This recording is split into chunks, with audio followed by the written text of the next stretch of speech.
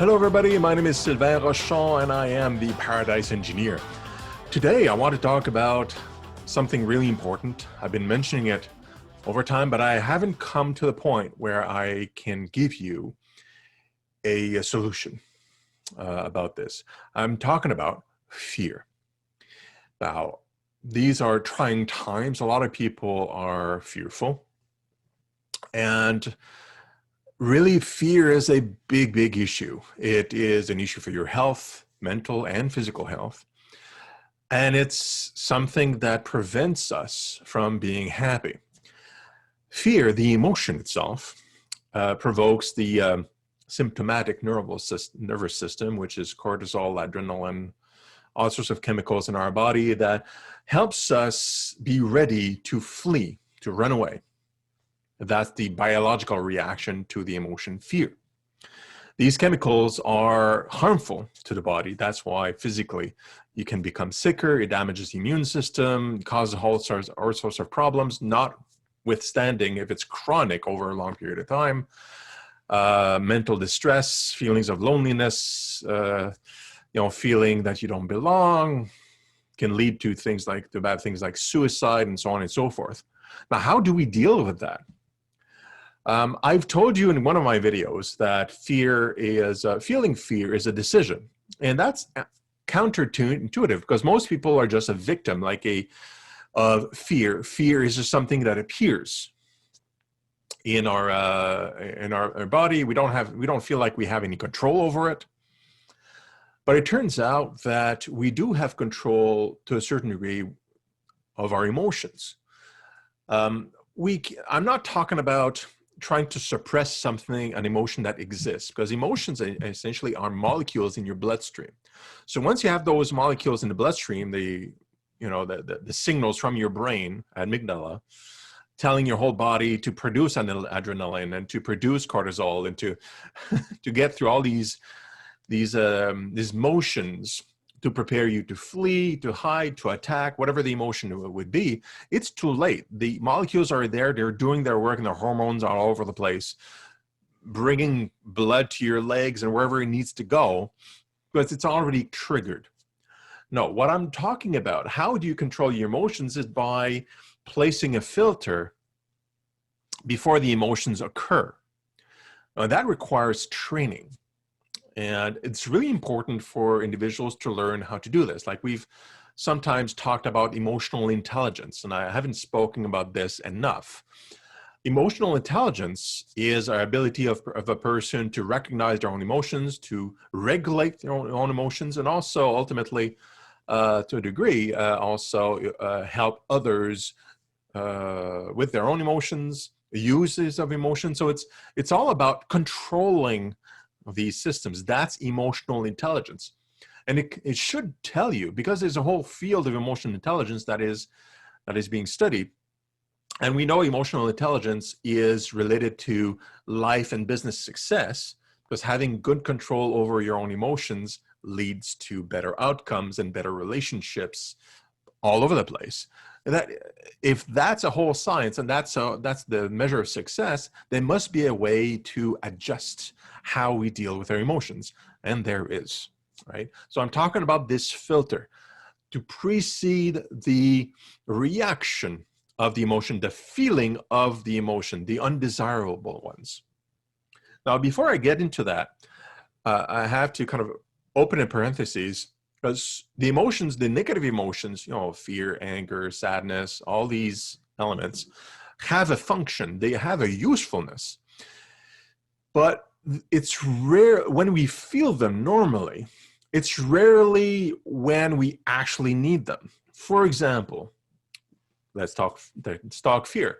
Fear provokes in your body reactions that brings the blood to your legs, gives you hormones that will supercharge your muscles so that you can run really fast away from whatever you're afraid of, okay? Super useful if you have a tiger chasing you, or since a couple of days ago it was Halloween, a zombie chasing you or something, right? You'll run away. If you're afraid, if you're physiologically afraid, you'll run faster. You won't fatigue as much. You'll climb and you'll lift things that you would never believe. You would never have been able to do it without this chemical cocktail in your blood that was that was put in there by your brain, by that emotional fear. That's useful. Okay, that's great. But public speaking being is still in most cultures the #1 fear, even ahead of death.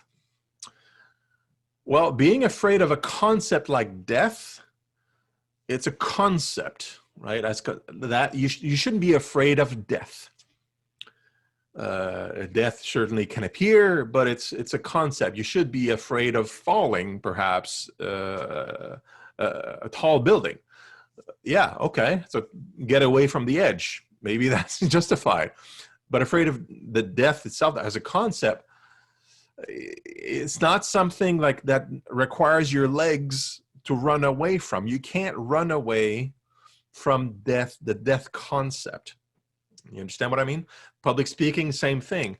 If you're afraid of public speaking, the fear puts blood in your legs so you can run away. Well, it's an unmoving stage. You don't need to run away from it. And therefore, rationally, you don't need to be afraid of public speaking. That's an irrational biology. The response itself is not helpful to your situation. Okay? So be able to put the filter ahead of those emotions so you can choose, when should I feel the fear when it's useful and when should I not? Because, you know, if blood goes into your legs, you're fearful, you want to run away from something, psychologically what happens, or rationally what happens, is that you can't think so much and so well anymore because the blood's not in your brain. Okay? You can't think while you're afraid, especially if it's chronic, if it's constant. You're unable to think. And your instinct, whatever it is to run away from whatever. So politicians and media, I mean, fear is very, very strong. It sells concepts, ideas. It makes us do things or accept things that we wouldn't do otherwise. But it's been used by leadership in media for years and years, or millennia, because it works. So a bad leader would say, well, fear this and keep it up and make it super strong fear. And then he would say, well, I'm going to remove that fear for you, like going to war or whatever it is, okay? As long as you do this, or you remove, I can remove some of your rights, for example, and I'll remove it. Like there's a condition. And we want to run away from whatever fear that we have no control over. Sometimes it's even fabricated, right? And so we say, yes, please take whatever. I want to run away from it and just take it away. Take away the fear. It's uncomfortable. I want to run away from this. And then, you know, rights are removed or whatever it is. Like a good example is in the States, the Patriot Act, which was after 9/11, which was like for massive surveillance and of citizens to looking for terrorists. And I think incorporated in that was the imprisonment of suspected terrorists without due process, things like that. Well, there was a lot of fear of terrorism. And so that law was put into place within the period of when most of the people were afraid and wanted the government to take that fear away. Now, there's plenty of examples. I'm just using that because it's a while back and it's recognized as having nowadays pretty dirty clauses in there. So anyhow, so how do you put that filter? How do you establish that so that you're not victim to all this illusory or unrealistic fears, or you can apply this to any one negative emotion and keep yourself healthy. Happiness equals no fear. Having a little fear, like running away from the bear for a short amount of time, no problem. That's not unhealthy at all. And if you run fast, very healthy. right? The chronic fear, those that are caused by things, by natural disasters, by things that media, like weapons of mass destruction, whatever that could come into play that may or may not be true, or that are set up as hyperbolic, so exaggerated to make us feel this, well, that is undesirable. It's terrible. It causes all sorts of healthcare issues, and mental health included. So the filter is the decision. And you have to rationalize, get used to rationalizing different events using real data. Okay? So let's take public speaking, because I'm tired of talking about COVID stuff as an example. Let's talk about other things. Public speaking, major fear for a lot of people. So how do you rationalize that? So, okay, is there a reason for blood to be in my legs? Like, is there, like, physiologically, do I need this? Is it useful? Okay, absolutely not. I may not like it, makes me nervous, but you have to, why does it make you nervous? Maybe it's because you don't want to be made a fool of. Maybe it's because you're afraid of losing your job if you don't do well. You like find the real core reason why this is a fear for you in that particular point in time. And more often than not, most people will find, well, the repercussions of me doing this badly or looking bad are really not severe. It's not dramatic. It's not life-changing. So you rationalize it. Well, it turns out that, like, I won't get eaten by a bear. I won't die, or I won't lose my job, whatever, because, you know, if whatever happens while I'm in front doing a presentation. Once you do that, then you can get comfortable as you go through the motions and kind of train your brain about telling your brain, neuroplasticity, right? And your brain can be modified. You kind of create new pathways between neurons that says, hey, public speaking is not a big deal. Feel nervous because you want to perform well and things, but downgrade that a bit. Make it to an acceptable emotion of maybe being a little bit wary of performance, things like that, a little bit anxious, or having butterflies before going on stage and feeling a little bit of nervousness for those of us who have been performing like on stage and doing shows, for example. You have the butterflies. It's not fear, it's just kind of a nervousness. It's unpleasant for some. Some people even throw up. But it's not fear. It's not about running away. It's just anticipation. It's different, okay? And if you enjoy that, or you feel like it's okay, well, you can keep that and say, hey, let's do that. Even better than that, you can look at public speaking and say, okay, I get to express myself and be recognized for my expertise or my knowledge, or I get to celebrate my team by presenting this project in front of my peers. This is an honor, or this is fun. Like in my case, I used to be, I'm an introvert, essentially. Most people don't really believe me, but I'm an introvert. I've been tested and everything, but I enjoy being in front of crowds. Now, when I was a teenager, I was terrified of strangers, but I learned through mentorship and reading a lot that, I don't want to live my life like this, and I can't change. So I started doing theater. I started finding ways to make it fun. And I enjoyed that. And I ended up being a teacher. So being in front of crowds and being in front of you guys, making gaffes on occasion, I don't mind, because I rationalized it. I became good at just getting the fear out.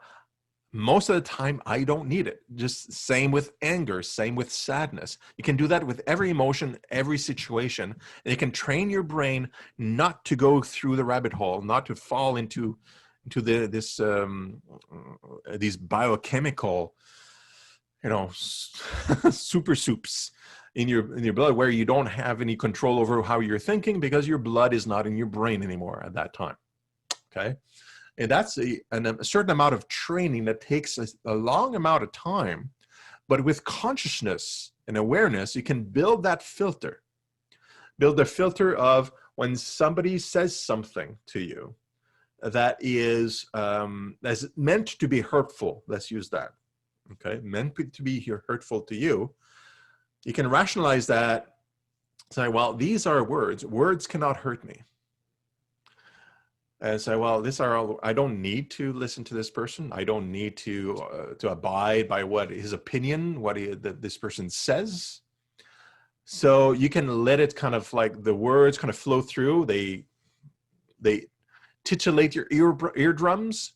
They penetrate your skull a little bit, but it doesn't cause anything to me. It doesn't change my life in any way. Therefore, I decide not to let the emotion of whatever it could be anger, frustration, sadness. You don't let the emotion begin, because you've decided and created those pathways between neurons in your brain that words are harmless. Don't care what the words are. What I care about is actual action and actual consequences, right? So you can rationalize your way out of being out of control of your own emotions. You can be in full control of whether or not you want an emotion to be born or not. It's not an easy path, but it takes time. And it's all about retraining your brain, the neuroplasticity of your brain. And the trick is fairly simple. Like I said, you rationalize. And if you keep doing that and you focus on that for 2-3 weeks on a specific thing, what happens is you're building those neurons. Those neurons are built using the molecules that you eat and you breathe. It's actual physically connecting these bridges between neurons. And while you're in that process of doing that, you're reinforcing the rationalization of those events that you want to change.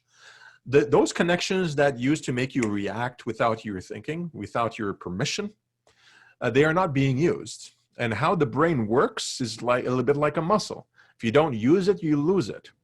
So if you don't use those pathways because you've decided you're building new pathways to think and how to behave, those pathways get dissolved. They get reabsorbed into the body to be reassigned. Those molecules go elsewhere to build something else that is in fact useful. The body is designed to be extraordinarily energy efficient. So you're doing that consistently. Eventually you get really good at it, at the retraining, I mean, and you get to tackle different elements and rationalizing different parts of that you want to change for yourself. And it changes how your brain works. And after a while, you don't need to put in a lot of effort to not react emotionally, negatively emotionally to anything. You become a more rational, calm, emotionally intelligent person because you have more consciousness. You're aware of your surroundings. You never lose, your blood stays there in your brain. You don't lose perspective, and you can see broadly. While everybody's panicking, you're looking at facts and you're deciding, should I be running? Should I be? No? Okay. Well, this is what's really happening. You have your eyes clear and you know where you're going. And you get to see the world with a perspective that most people don't, because you don't fall into the trap of emotions. And you get to see the world the way you want to see it, without being a victim of other people's opinion, of other events. You decide when you want to do something and act rationally. And so you're active instead of being reactive. And that's powerful. That's why emotionally intelligent individuals succeed better in life and better in business.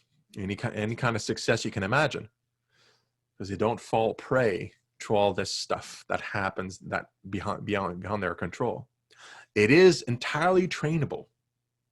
And I'm thinking about doing little workshops on a regular basis for people who are interested in kind of training that and helping you through that. I've been at it, kind of transforming my brain in this way since I'm a teenager. So that would be 30 years-ish.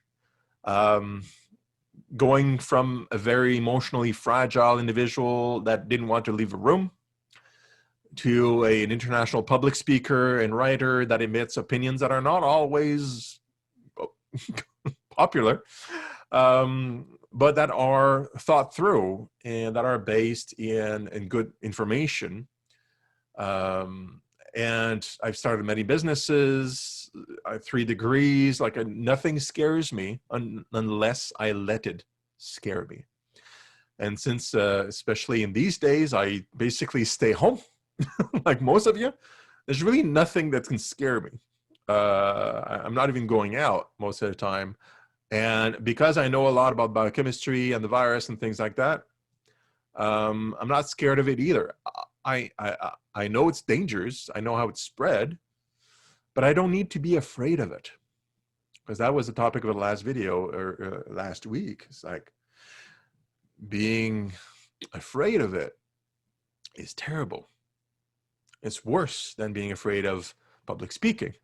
Public speaking is an event that happens once in a while. Some of you maybe have to do it a few times a week if you're a performer or you're doing presentations for as part of your regular duties at work. Most of you don't need to worry about it that much. But something that is chronically portrayed as something to be afraid of, well, are you going to decide it controlling you? Or are you going to be in control of your own emotions and be fearless in the face of something serious? And take good decisions based on that, of good information, not what politicians or media who want to sell views or want to be reelected, not what they're going to say, but what the experts say. How can you be healthy? How can you be successful? How can you become a better person? It's not through feeling random emotions that are dictated by somebody else or just external circumstances you have no control over, like the weather or a virus. We must shed our fear. It's like FDR in the States says, like, the only thing we should be afraid of is fear itself. The only thing we should fear is fear itself. I mean, I'm paraphrasing. Yeah, don't include fear into your life. Be fearless. Be full of information. Place that filter in there and decide, take control over your life. Take control over your emotions, and you'll be better off, and your family and friends will be better off. And hopefully, like me, you'll be able to help others grab control of their lives. So if you want to participate in some of these discussions, just contact me. My website, sylvainrochon.com, is open. You can contact me there or in comments here, whatever you like, and we'll help each other.